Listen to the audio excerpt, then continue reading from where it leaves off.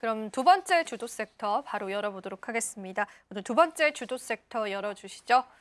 화장품 쪽 오늘 할 이야기 너무나 많을 것 같습니다. K뷰티가 미국 관세에 관한 뷰티 성장 촉진제다라는 이야기가 나오는데요.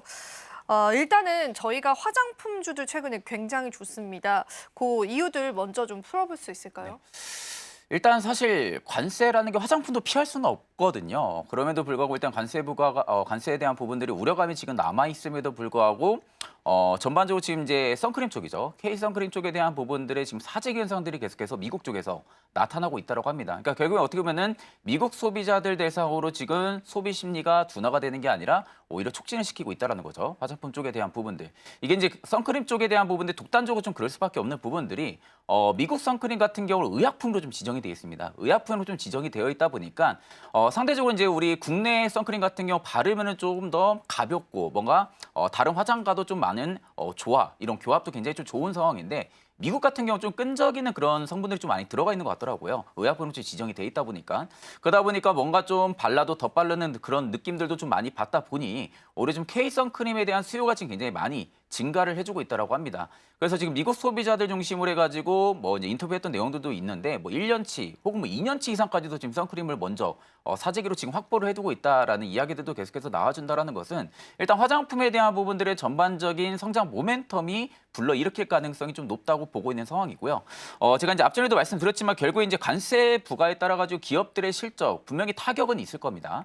이 기업들의 실적에 대한 부분들의 타격은 일단은 피할 수는 없을 거라고 보고 있는 상황이긴 하지만 일단 지금 25% 관세를 전액 소비자한테 전가를 하게 될 경우에는 오히려 지금 수요 위축이나 리스크들은 계속해서 안고 갈 거예요. 근데 이건 이제 화장품뿐만이 아니라 반도체나 뭐 자동차 혹은 이제 다른 관세에 영향을 받을 수 있는 그런 시클리컬 산업군들 대부분이 다 똑같은 그런 영향적인 부분들을 좀 받고 갈 텐데 여기에 일단 화장품 같은 경우가 이제 다른 타 소비자 업종 대비해서는 상대적으로 고마진을 좀 많이 남기는 업종 중에 또 하나이기도 합니다. 고마진을 또 많이 남기는데 어떻게 보면은 제품 가격에 대한 부분들이 인상이 돼도 지금 앞전에 말씀드렸다시피 미국 쪽에서에 대한 부분들의 소비 심리가 계속해서 늘어난다는 것은 제품에 대한 부분들의 수요가 계속 급증을 한다는 거거든요. 그러다 보니까 어떻게 보면은 제품 가격은 인상은 했지만 제품에 대한 수요는 증가를 하기 때문에 수익성을 방어를 할 수가 있는 거죠.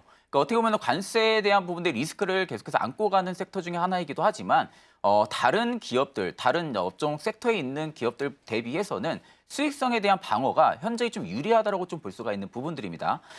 그런 관점으로 봤을 때는 일단 화장품 업종들이 최근에 좀 굉장히 강하게 또 움직여주고 있는 부분들로 좀 체크를 해볼 수가 있는 부분들이고 최근에 용기에 대한 부분들이 이야기도 굉장히 좀 많더라고요. 일전에는 화장품에 대한 용기가 플라스틱 용기로 좀 많은 사용이 좀 있었다 하게 되면은 최근에 유리 쪽에 대한 부분들의 수요도 많이 늘어나고 있다고 합니다. 결국 이제 플라스틱 대비해서는 가격은 높겠죠. 가격은 높긴 하겠지만 내가 이제 어떤 하나의 화장품을 쓰더라도 좀 뭔가 뷰티 있고 좀 뭔가 좀 명품스럽고 좀 뭔가 좀 난이도가 좀 있어 보이고 이런 부분들에 조금 더 어떻게 보면은 사람들의 성격이 좀 몰려 있다라고 하게 되면은 용기 쪽까지도 우리가 좀 체크를 해야 됩니다. 그럼 용기 쪽에 있어서는 일단은 한국콜마로 좀 볼 수가 있는 부분들이고요. 그러니까 이런 전체적으로 화장품에 대한 부분들의 밸류 체인을 가지고 있는 기업들도 중요하긴 하지만 용기를 좀 베이스로 가지고 있는 한국콜마. 한국콜마 같은 경우는 일단 지금 연우를 또 인수를 해가지고 자회사를 안고 있는 상황이잖아요. 연우가 또 용기를 만드는 기업이고요.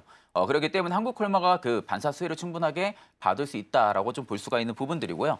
일단 이제 마케팅 관화나 유통 채널 확대 전략 자체가 일단 관세 리스크 쪽에 대한 부분들에 어느 정도 좀 막아줄 수 있을 만한 그런 투자 전략을 화장품 쪽이 좀 갖고 있지 않을까 그런 관점을 좀 가지고 있습니다.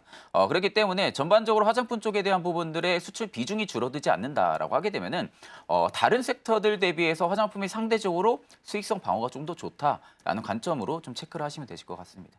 예, 좋습니다. 화장품 관련해서 최근에 수급이 계속 들어오고 있는 이유는 한한령 해제 기대감들도 있고요. 또 우리가 관세에 관한 리스크를 완전 피해갈 수는 없지만 K-뷰티의 그러한 영향력들이 워낙 크기 때문에 시장에서 계속 거론이 된다라고 보시면 됩니다.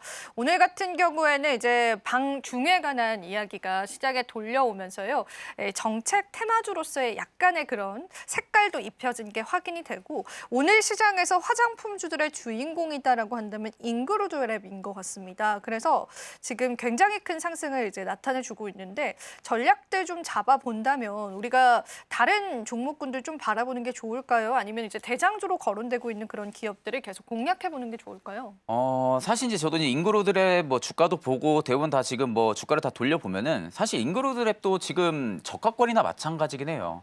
저가권이나 마찬가지라 하기 때문에 오늘은 좀 수급이 좀 강하게 몰리고 있지 않을까라고 좀 보고 있는 상황이고 사실 이제 화장품 쪽이 전반적으로 섹터에 대한 상승 모멘텀을 계속 불러일으키긴 하겠지만 그 안에서도 이제 특징적인 종목군들이 분명히 있습니다.